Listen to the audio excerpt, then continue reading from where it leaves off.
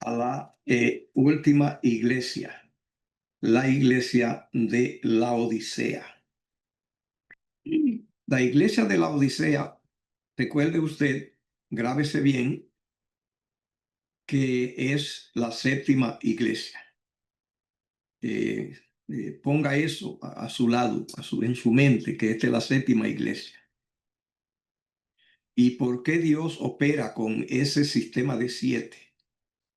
¿Qué hay detrás de eso? ¿Qué didáctica Dios ha puesto para que aprendamos con el número 7?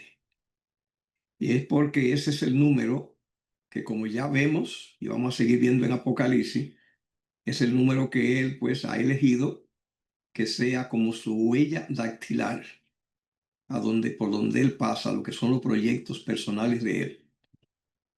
Y es que la creación en Génesis capítulo 1, solamente pues esa es la identificación que Dios reclama, número 1, para ser el Dios verdadero, el que crea y sostiene todas las cosas. Es el Dios verdadero. Los otros son dioses falsos, porque no son una realidad y no sirven, no pueden hacer nada. Pero Jehová Dios, el Dios de la Biblia, con el cual estamos tratando, Él es Dios verdadero y lo demuestra por sus obras. Y allí usó pues el 7. Sí, en 6 días hizo todo, en 6 días. Así que mucha gente se ha preguntado por qué si en 6 días pasó todo, por qué la semana se le pone un día séptimo, por qué, donde no hizo nada. Pero la verdad es que fue así que él lo hizo, que hizo en 7 días. Dios podía hacer el mundo en un segundo o tomarse miles de años. Él simplemente quiso hacerlo así. Esa es su manera, ese es su método. Y en 7 días. Hizo todo en 6 días y luego un día de descanso, un día de reposo en la creación. ¿Ve? Ese día que Dios creó, porque Génesis capítulo 1, versículo 31, allí dice que Dios terminó todo en 6 días. Así que ese día es un día añadido, un día puesto allí, la semana es de 7, es el proyecto de Dios, pero la Biblia hace saber que no se hizo nada en él, pero se puso el día. Así que ese día Dios lo puso es solamente poniendo la adoración. Escuche bien esto. La Biblia está escrita en un estilo literario interesante, que si usted puede entender esto, pues va a entender mucho en las Escrituras. El método en el cual está escrito en la Biblia es un método que se llama inductivo, a donde de entrada se dice todo el plan. Y entonces después se desglosa. De entrada se dice todo el proyecto y entonces el estudio, el desglose se usa para explicarlo. Así que si la Biblia, el propósito de Dios es que la Biblia, si usted nota, por ejemplo, los salmos son 150, pero ese estilo dice que el Salmo 1, ese es todos los salmos, y que los otros 149 están para explicar el Salmo 1. Si usted entiende eso, sabrá entonces que cuando usted introdujo, por ejemplo, Isaías tiene 66 capítulos. Hay 65 capítulos de Isaías explicando el capítulo 1. Así es que está escrito. Por lo tanto, el libro del Génesis capítulo 1, tiene todo el libro del Génesis. Y Génesis significa comienzo. Así que hay 49 capítulos de los 50 capítulos de Génesis explicando el capítulo 1. Pero toda la Biblia tiene muchos capítulos en los 66 libros.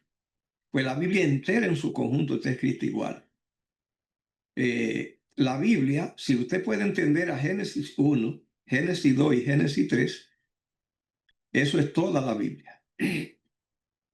todo el resto de los capítulos de la Biblia, Génesis 4 hasta Apocalipsis 22.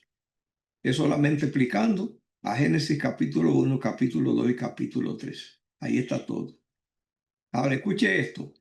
Si el hombre no hubiera pecado, si el hombre no hubiera pecado, si el pecado no hubiera entrado en el mundo, si Adán y Eva no hubieran comido del árbol que Dios le prohibió, la Biblia hubiera tenido solamente 2 capítulos, porque era suficiente solamente con el registro de la creación, porque esa es la identidad de Dios delante de su criatura, que Él es creador, es la creación.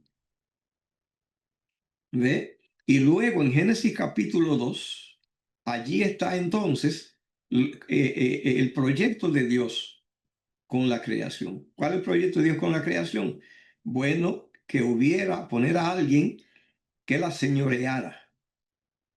Y ese es Adán, que fue creado también dentro de la misma creación en el capítulo 1.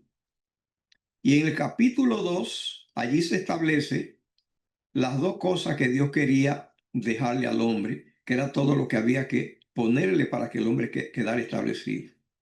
Que era el sábado, era la religión que le dejaba y la familia, en Génesis capítulo 2. Ya con eso, creación, crear a Adán y Eva, que señoree y administre, y a Adán ponerle sus compromisos, sus parámetros, es su tarea. Señorear, reunirse con Dios en el sábado, el día del reposo, era para estar con Dios. Y la familia, a donde dice que Dios puso a Adán en un sueño, de una de las costillas le hizo la mujer, y allí pues quedó ya la familia. El hombre no necesitaba más nada y no se necesita más nada. Ahora, por causa de la caída, se le añadió un capítulo a la Biblia, Génesis 3. Génesis 3 es la caída y en Génesis 3:15, la restauración del hombre de la caída. La Biblia no necesita más nada. Con esos 3 capítulos ya lo dice todo. Creación, el hombre para que administre, y al hombre se le asigna entonces su deber con Dios, que es el sábado reunirse, y su deber con su prójimo, la familia. Eso es, no necesita más nada. Por la caída, entonces, hay que narrar la caída para conocer ese acontecimiento y la solución a la misma en Génesis 3:15, y con eso se cubre toda la Biblia, no necesita más nada. Ya desde Génesis 4 en adelante hasta Apocalipsis 22 se va a dedicar a explicar solamente esas 3 cosas. Eso es muy importante que entendamos. Por lo tanto, cuando estamos viendo entonces aquí en la iglesia séptima, estamos viendo entonces todo lo que pasa con el 7. Que el 7 representa proyecto especial de Dios, y además de eso, la séptima iglesia, él ocupa el mismo lugar que el séptimo día. Tiene que grabar eso, que es por eso que se ponen 7 iglesias, porque hay 6 que son actividades eclesiásticas y actividades diversas. Y el séptimo día, ese no se hace nada, allá en Génesis capítulo 2, es el día dedicado porque es para el hombre y Dios reunirse. No se hace animales, no se creó árboles, no, porque ese día no es de creación. Ese día es de reunión. Eso es lo que Dios estableció. Lo mismo pasa con las iglesias. Dios lo que hace es repetir, repetir, repetir. Por eso usa el mismo 7 con las iglesias. Cuando Juan recibió esta revelación, dijimos al principio que había muchísimas iglesias. Pablo fundó muchísimas iglesias. Se cogió 7, es solamente por lo didáctico del número, y que es una repetición de la creación, porque Dios usa la repetición porque es didáctica también, enseñanza. Entonces, la séptima iglesia es una repetición del mismo esquema de los 7 días de la creación, de los 7 días de la semana, con aquellos de 6 de actividad de creación y uno que no se hace nada, porque ese es para reunión del hombre con Dios. La séptima iglesia también tiene el mismo lugar del sábado, del séptimo día. Es una repetición, es el mismo esquema. Esa iglesia se le asignarían muchas responsabilidades allí en ese cuadro. Y uno de ellos es el séptimo día, la restauración del proyecto de la creación. ¿Ve?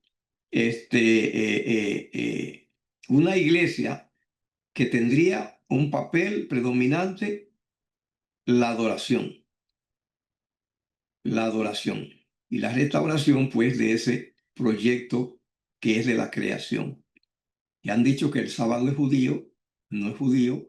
En la creación no existían los judíos, los judíos existieron 2500 años después de la creación. Entonces fue que apareció el pueblo de Israel saliendo de Egipto, 2500 años después. O sea, eso no es de judío. Es de la creación. Allí en la creación no se creó judío solo. Allí se creó la humanidad. Es un proyecto para la humanidad. Quien tiene que adorar no son los judíos, quien tiene que adorar es la humanidad.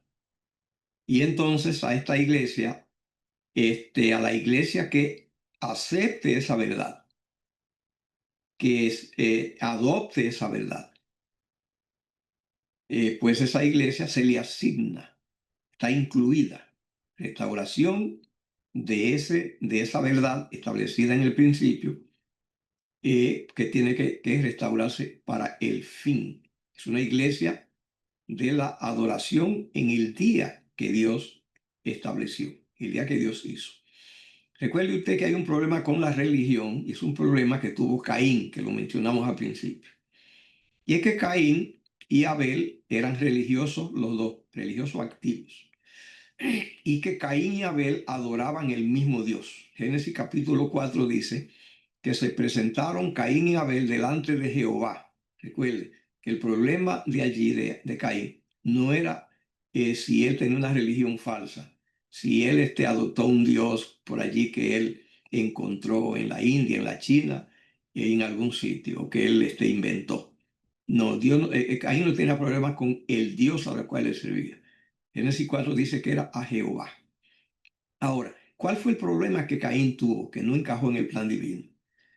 El problema que tuvo Abel, o el que Abel resolvió, es que Abel se dedicó pues a servir a Dios y a envolverse en actividad con Dios.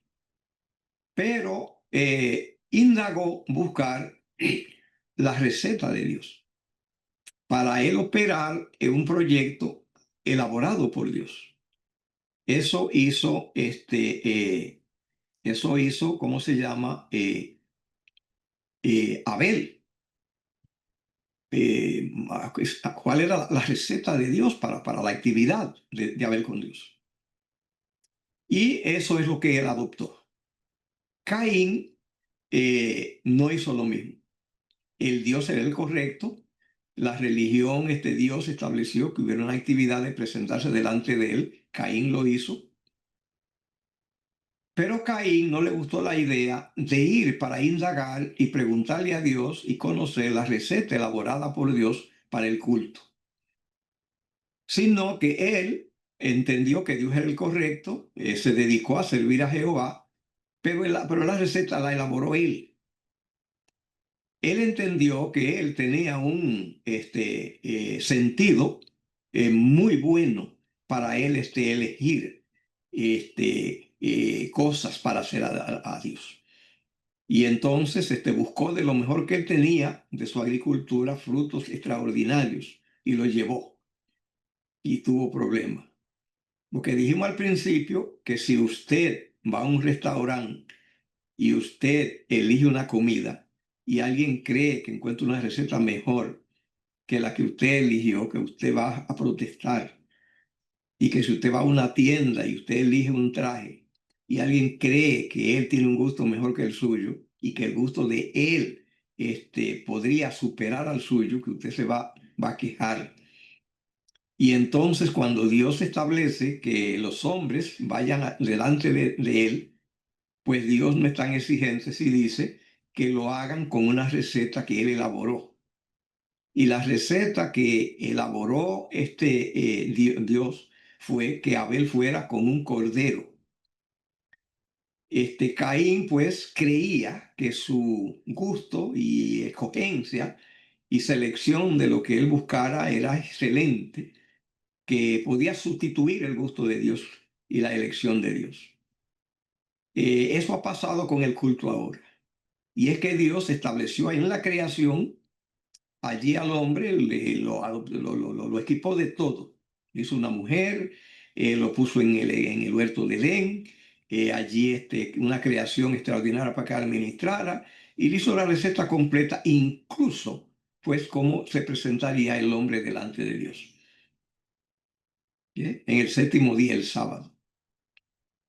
Y las iglesias en el mundo están repitiendo lo de Caín. Recuerde bien, están yendo al Dios correcto. En las iglesias cristianas, porque en el oriente, las religiones orientales no creen en Cristo. Los mahometanos no creen en Cristo. Los budistas no creen en Cristo. Pero hablemos de las religiones que creen en Dios, en el Dios de la Biblia. Tenemos la iglesia católica, ella creen en el Dios de la Biblia, pentecostales, bautistas, metodistas, todos los mormones, ellos no, ellos creen en José Smith. Pero tenemos iglesias cristianas. Esas iglesias cristianas creen en Dios. Esas iglesias cristianas creen en Cristo. ¿Ve? Ahora, ¿cuál es el problema que tiene? Que ella, al igual que Caín, ella creen en Dios. Y al igual que Caín, se presentan delante del Dios correcto. Lo único que creen que hay un una receta estupenda que han conseguido para ir delante de Dios. Y están repitiendo lo de Caín, elegir ellos todas las cosas que quieren llevar delante de Dios. Y Dios dijo, yo elaboré una receta y es el sábado, esa es mi receta. Pero ellos dicen, no, nosotros tenemos una espléndida, mejor, elegida por ellos. ¿Ve? ¿Y por qué creen que no es tan mal? Porque dice que esto es fantástico lo que hemos elaborado, esto es bueno lo que hemos elaborado. Pero es la adoración de Caín, adorar a Dios, pero es la receta, elaborarla yo. El gusto es mío, la elección mía. Ok, pero si nosotros adoptamos esa verdad al estilo de Abel, de que sea la receta como Dios la elaboró, allí en la creación, un día para Dios, y Dios no cambia, eternamente su receta no cambia, Él no cambia así de gusto, Él es perpetuo en todas sus cosas. Y en el fin, pues igual, la semana sigue de 7 días, y el séptimo día sigue igual también. Y los que adoptan ese principio que Dios estableció, entonces dice la palabra que este pueblo está obedeciendo a Dios, haciendo la cosa como Dios le agrada, como a él, como Dios le pide, si hacen la voluntad que Él estableció. Bien, así que entonces veamos lo que dice acá para la iglesia de la Odisea, a ver qué es lo que el testigo fiel y verdadero ha puesto para la iglesia de la Odisea, la séptima iglesia, que es el 7 y séptimo también. Dice allí Apocalipsis capítulo 3, versículo 14. Dice, escribe al ángel de la iglesia en la Odisea. ¿Qué es la Odisea? Recuerde que cada título de estas iglesias responde a una expresión, a un nombre, o cada nombre a un título.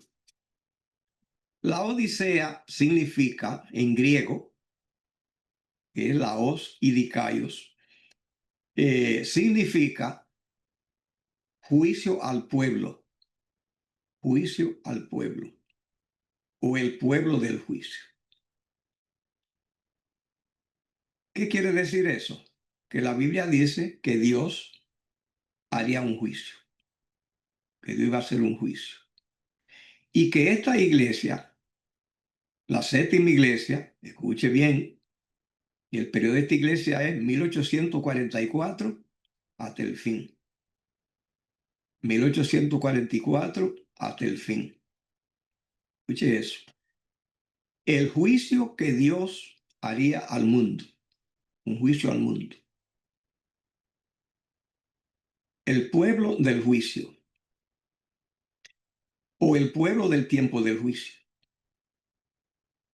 Según la profecía, el juicio de Dios empezaría en el 1844 y terminaría en el cierre de la gracia, haciendo Dios el juicio profético del fin, según las profecías.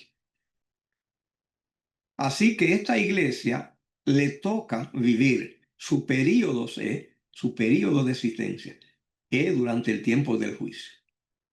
Se está haciendo un juicio universal, incluyendo a la iglesia, pero un juicio a todo el mundo. Escuche bien, si hay juicio es porque hay transgresión. Si hay juicio es porque hay código. Si hay juicio es porque hay ley.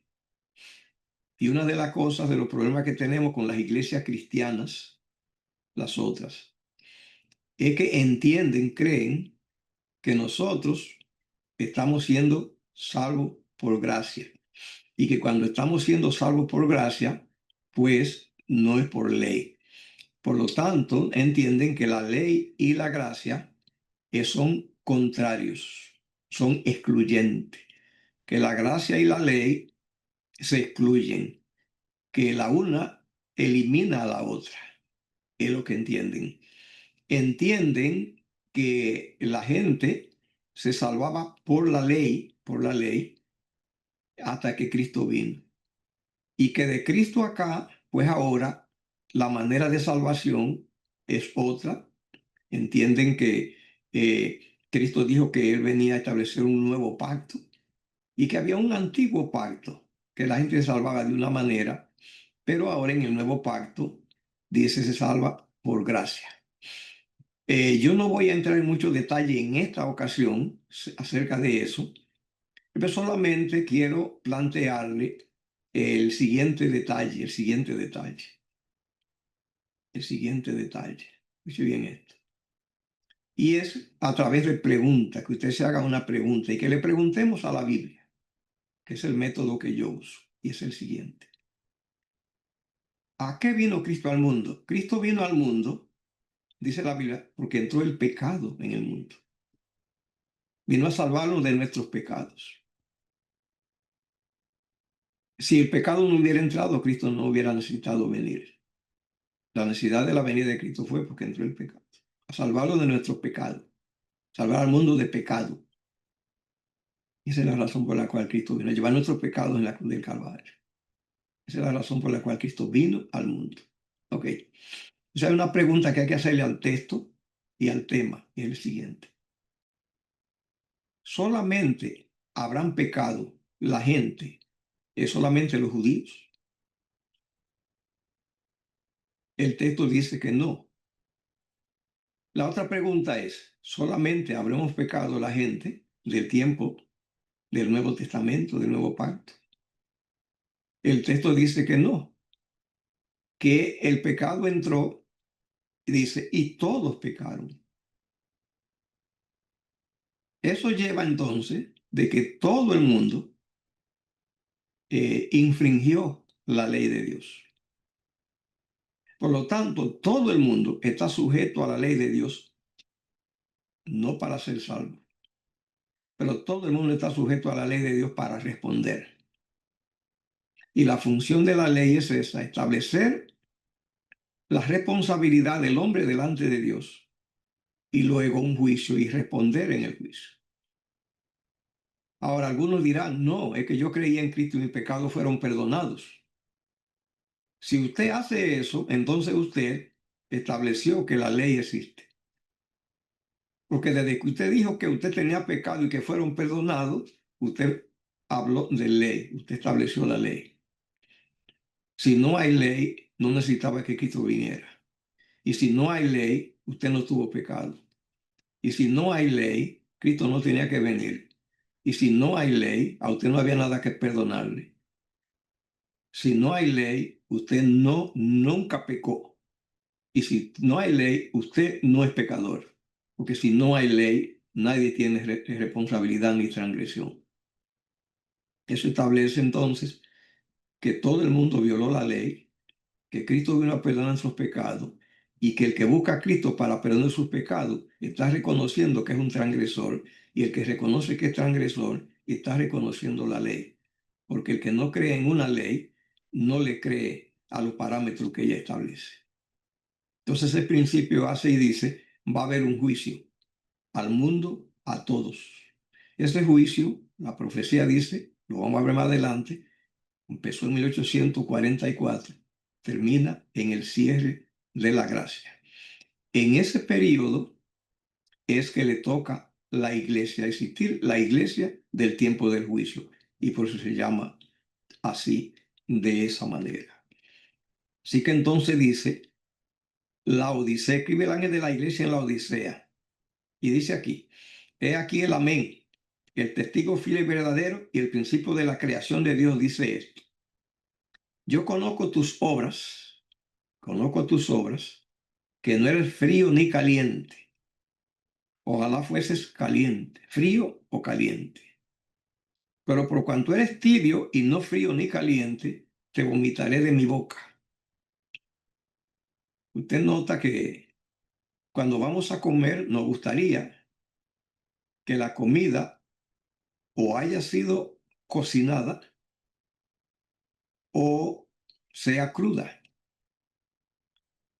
Pero si es cocinada, entonces nos gusta que esté caliente, o sea, que esté fresca. Y que si se enfría, la calienten otra vez. Pero si usted come una comida que la cocinaron, estuvo caliente, y la dejan demasiado tiempo en la intemperie, ella se descompone. Pero si está caliente, no se descompone. Y si la congelan, tampoco. Por eso es que cocinamos, guardamos comida y la calentamos. Porque si está en los extremos, caliente, o si está fría en extremo, también se conserva. Así que entonces dice, tú eres tibio, no eres frío ni caliente. ¿Quién era en la Biblia tibio? ¿Quién era un tibio? Un tibio era Caín. ¿Quién era caliente en la Biblia? Abel. Porque Abel simplemente estaba en lo mejor de su relación con Dios, estaba yendo delante de Dios, activo y haciendo como Dios mandó, lo que a él le agradaba. Pero Caín estaba activo delante del Dios correcto. Caín no era irreligioso, no era ateo, no era escéptico, sino devoto, activo. Por eso no era frío. Los ateos, los escépticos y los sin religión son fríos. Y la gente que está delante de Dios activo, como Dios manda, es caliente. Pero la gente que va delante de Dios, entonces no es ateo, no es escéptico, no es sin religión, por lo tanto no es frío. Pero tampoco es caliente si no va delante de Dios haciendo la receta como Dios la mandó. Es que si usted pone a alguien a que le haga un trabajo, usted va a protestar si no lo hace como usted mandó. Ese es el problema que pasa con la religión. Entonces dice que dice una iglesia que es tibia, que es tibia. ¿Ve? Así que hay mucha tibieza religiosa hoy en el mundo cristiano, en el mundo cristiano. Pero hay una manera de ser caliente. ¿Cómo? Estudiando bien el principio de la Biblia, como Dios mandó, y practicarlo. Y eso lo vuelve caliente. ¿Ve? Así que entonces dice, por cuanto eres tibio y no frío ni caliente, te vomitaré de mi boca. ¿Cuándo es el vómito? En el tiempo del juicio. Allí va a salir mal. Dice, porque tú dices, yo soy rico y me he enriquecido y no tengo necesidad de ninguna cosa. Y no sabes que tú eres desventurado, miserable, pobre, ciego y desnudo. Por lo tanto, yo te aconsejo que de mí compres oro refinado en fuego. Oro. Desde el principio del mundo, el que tiene oro es rico. Usted ve, hay mucha gente hoy que tiene billetes. Pero si esos billetes no están respaldados por el oro, no valen nada. No valen nada. Así que el oro ese sí es valor indiscutido siempre. ¿Qué es aquí el oro refinado en fuego? El oro aquí refinado en fuego es la fe. La fe tiene dos ingredientes. Uno de ellas es que esté activa, que sea una fe profunda, y la otra es que esté cimentada en la verdad. Esos dos componentes. ¿Ve? El apóstol Santiago dijo de personas que creían tanto que temblaban. Dice, los demonios creen y tiemblan. Dice, creen y tiemblan. Ellos conocen a Dios más que nosotros. Han estado en su presencia. Ellos saben de qué están hablando. Pero tienen problemas porque no obedecen. ¿Ve? Así que entonces dice, de mí compre oro refinado en fuego para que sea rico y vestidura blanca para vestirte. ¿De qué está hablando Juan cuando habla de vestidura? Está hablando de que Adán y Eva cuando pecaron se sintieron desnudos. Y dice que Dios entonces buscó pieles y lo vistió. Y esas pieles que le puso representan, pues, dice Dios, fue Dios quien lo vistió. Por lo tanto, Dios, el que se promete, se propone vestir al hombre. Cuando Dios vistió a Adán y Eva en el Edén, recuerde esto, ellos estaban huyendo de Dios. Adán y Eva, esperamos que ellos antes de morir, Adán murió de más de 900 años, que antes de morir, ellos reflexionaron y se reconciliaron con Dios. Y allí fueron vestidos espiritualmente. La reconciliación con Dios, esa viste espiritualmente. Pero ellos allí fueron vestidos físicamente nada más, con unas pieles que no duraron, y ellos mismos su cuerpo que fueron vestidos también después con el tiempo envejecieron y murieron. Pero si se salvaron, que yo espero que sí, ellos entonces recibieron la vestidura que Dios da, que es eterna.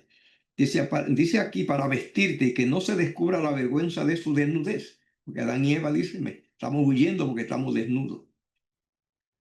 Y unge tus ojos con colirio para que veas. Esto es importante.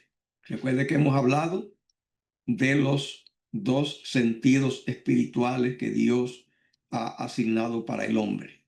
Los dos sentidos espirituales. Un ojo y un oído. Y aquí están los dos. Aquí están los dos. Aquí está primero el ojo. Dice colirio para que vea. Y más adelante vamos a encontrar el oído. Porque recuerde, millones de personas, ellos tienen ojos que ven, pero no ven. Y oídos que oyen, pero no oyen. Pero para poder manejar los negocios de Dios, Jesús le dijo a los discípulos en Mateo 13:16, bienaventurados vuestros ojos porque ven y vuestros oídos porque oyen. Porque el hombre, a diferencia de los animales, es equipado para que interactúe con el mundo espiritual. Porque si no hace eso, se queda a nivel de las bestias, a nivel de los animales. Lo que distingue, diferencia al hombre de los animales son esos dos sentidos, esos dos sensores, que puede interactuar como en el mundo espiritual. Dice que compre colirio para que unja tus ojos para que vea. Está hablando es de que pueda conseguir la habilitación de esos dos sensores, que pueda oír y ver el mundo espiritual. Y dice Apocalipsis capítulo 3 versículo 19, hablando a la iglesia de la Odisea, Yo reprendo y castigo a todos los que amo. Te estoy reprendiendo, porque yo reprendo y castigo a los que amo. ¿Ve? Sé pues celoso y arrepiéntete. ¿Qué significa arrepentirse?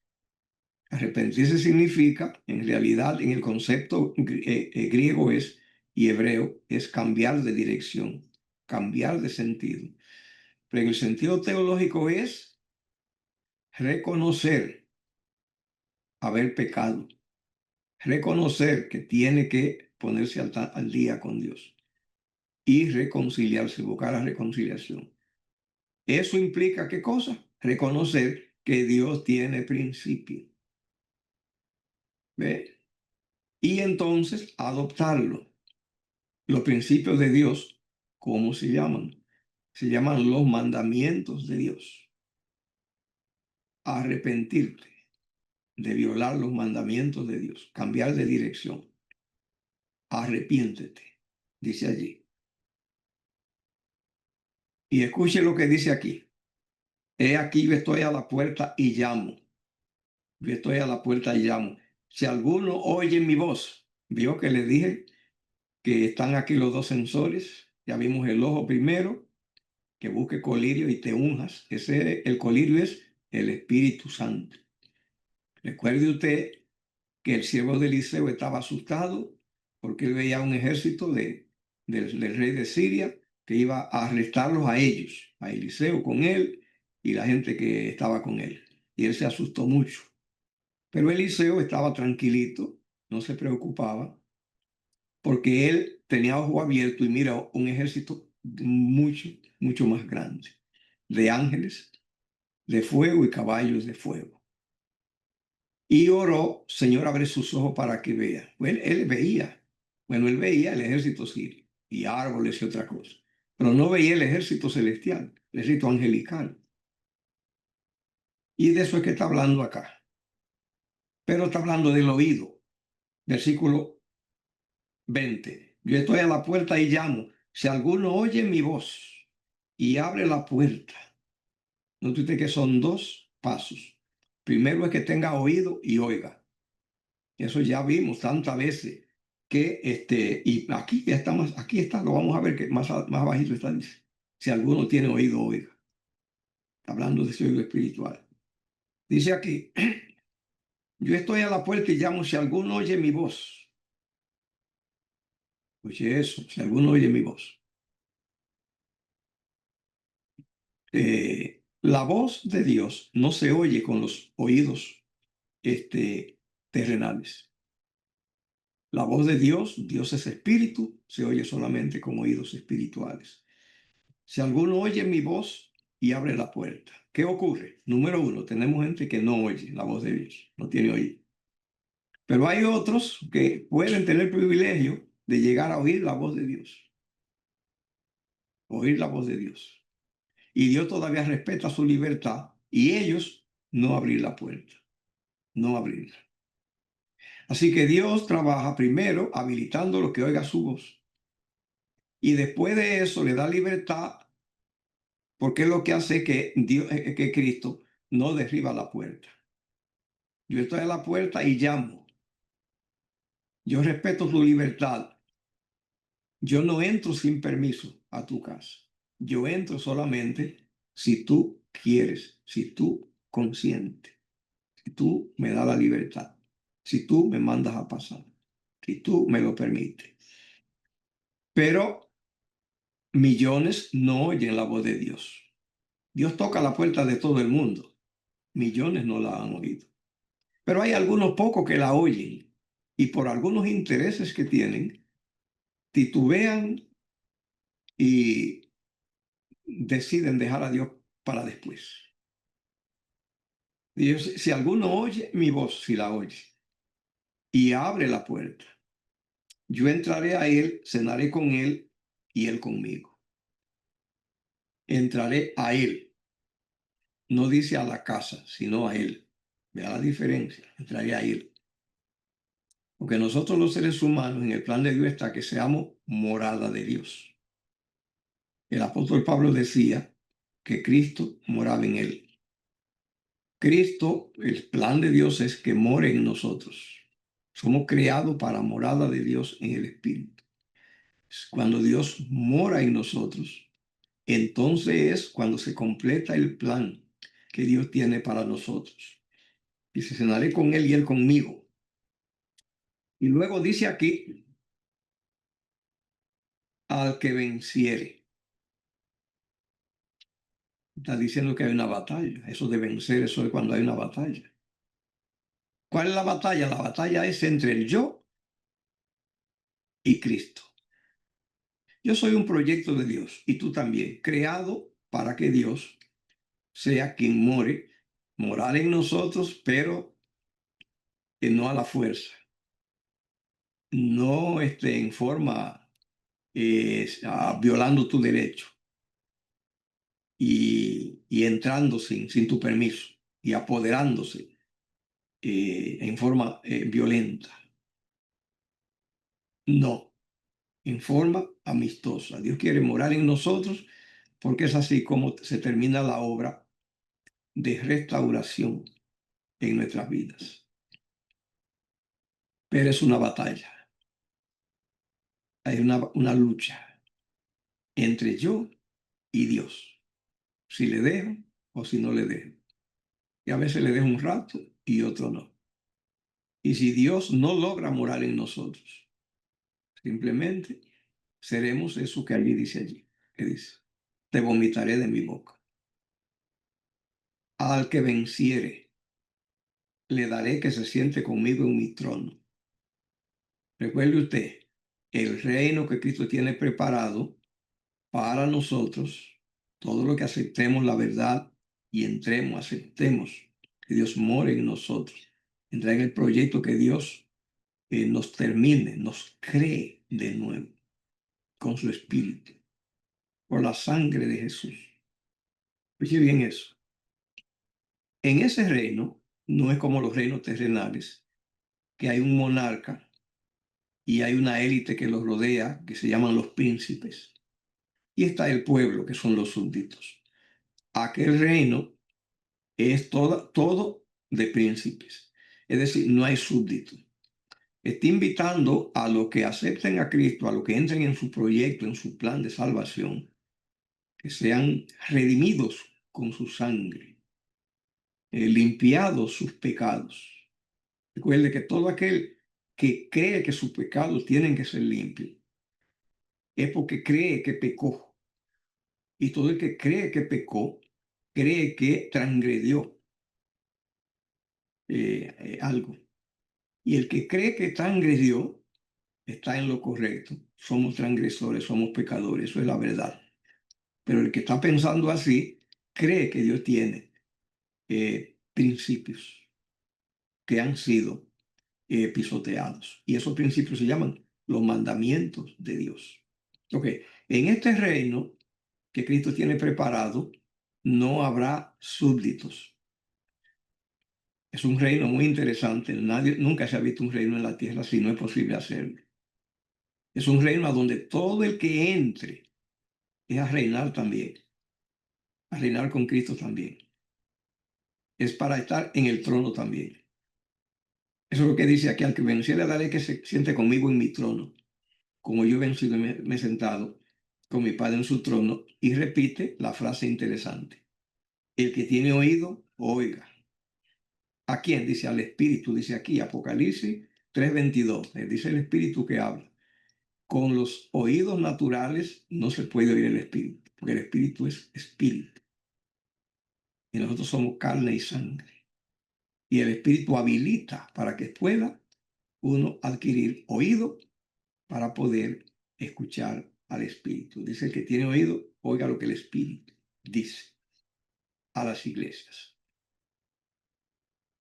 Así que eso, este es el mensaje que Dios tiene para, para la iglesia.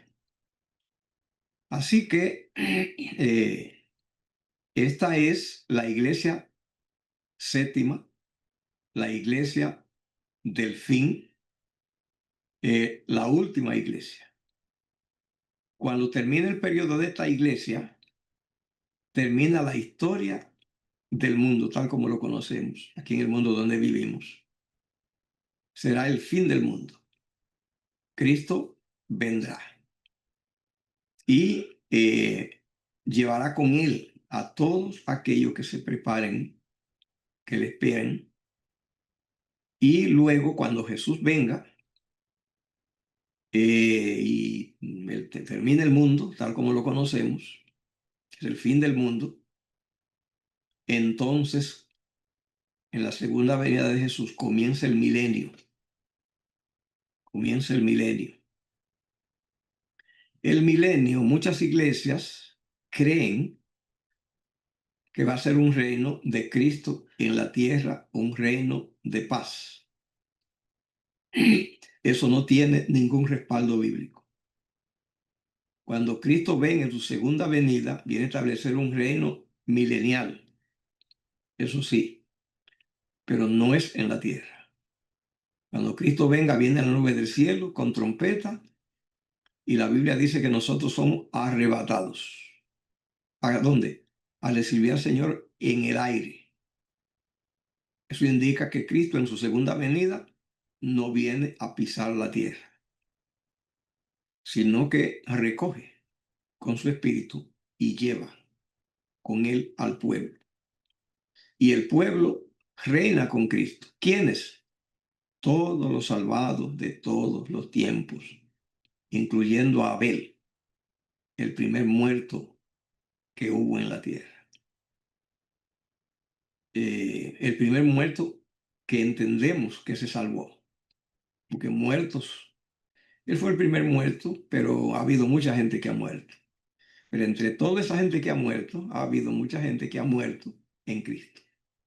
Y cuando Cristo venga, Cristo va a tratar solo con los muertos en Cristo y con los que estén vivos hasta ese momento.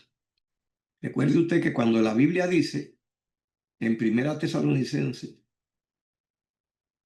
capítulo 4, versículo 17, Primera Tesalonicenses 4, 17, que dice allí,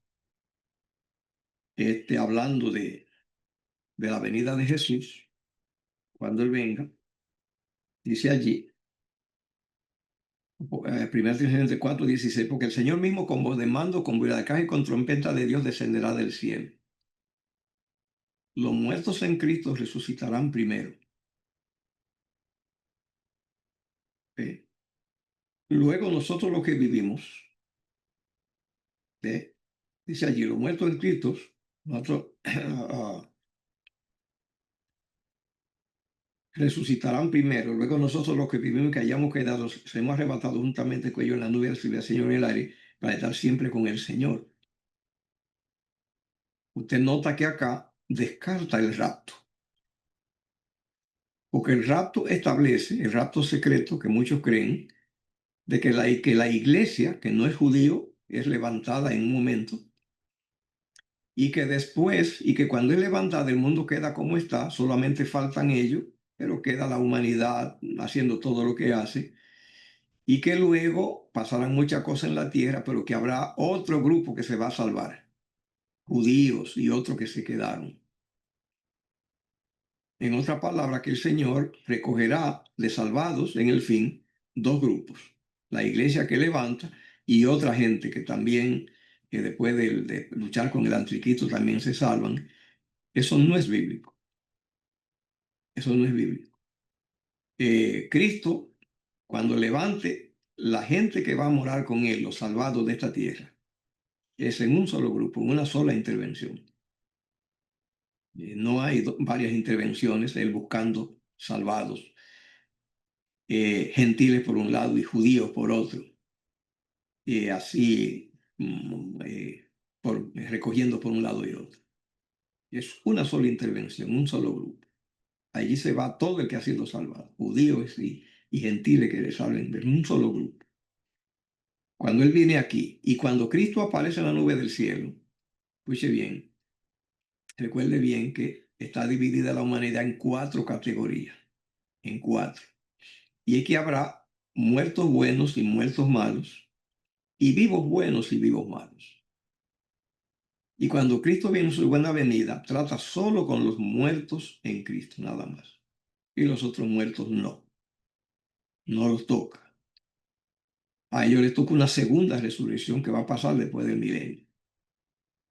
Y de los vivos, todos los que estén vivos, que no estén preparados, ellos caen muertos con el impacto de la presencia de Jesús en su venida, donde dice que todo ojo le verá. Y solamente los que no mueran con ese impacto, los vivos que no van a ver la muerte, esos que queden, esos son los que son arrebatados junto con los muertos en Cristo, es lo que dice aquí. Dice, porque el Señor mismo, con voz de mando, con voz de arcángel, con trompeta de Dios, descenderá del cielo. Los muertos en Cristo resucitarán primero. Luego nosotros los que vivimos, lo que hayamos quedado. Mucha gente cree que cuando es levantada la iglesia, ellos creen que solo ellos se van. El mundo va a quedar activo haciendo muchas cosas. No. Aquí dice lo que hayamos quedado. Eso indica que los otros no han quedado, que los otros han muerto. La gente que el Señor se lleva, los vivos, es gente, los que hayan quedado. Algo pasó que solo ellos quedaron. Algo pasó que los otros no han quedado, que los otros fueron barridos. Sí, con la presencia de Jesús y su gloria en su venida y el caos que va a producir, que vamos a ver luego, el caos que va a producir la cercanía de Cristo, aproximación de Cristo en la tierra, producir un desastre, un caos en los elementos, a donde no se puede sobrevivir, sino es solamente con la protección divina. Y el que no tiene esa protección desaparece, es barrido. Entonces, no va a quedar más. Esos que quedan vivos en la tierra, lo que hayamos quedado, dice el versículo 17, somos arrebatados, dice, junto con ellos en las nubes, al ver al Señor en el aire, para estar siempre con el Señor. Eso es lo que dice la palabra. Y eso que hemos mencionado hoy es lo que tenemos que entender, que le toca saber y experimentar y presenciar a la iglesia séptima. Es la iglesia del juicio, es la iglesia última, es la iglesia del tiempo del fin. Y es la iglesia, recuerde, séptima, una repetición de la creación. La iglesia que guarda los mandamientos de Dios y tiene el testimonio de Jesucristo. Eso se encuentra, mire esta declaración, Apocalipsis capítulo 12, versículo 17. Mire lo que dice aquí, Apocalipsis 12, 17. Dice, entonces el dragón se llenó de ira contra la mujer y se fue a hacer guerra contra el resto de la descendencia de ella.